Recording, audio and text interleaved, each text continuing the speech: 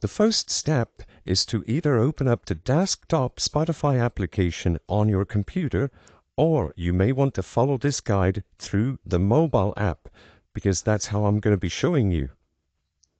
So the first step, open up the Spotify app in whichever method you prefer. I've chosen a random playlist to demonstrate. Choose the song which you want to have added on the Liked Songs playlist. Click on the title of the song on the bottom of the page, and then click on the little heart icon to make sure it is added into your liked songs. After doing so, open up your library.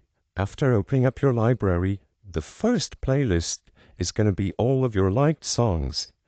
Here, they will appear in the order of most recently added.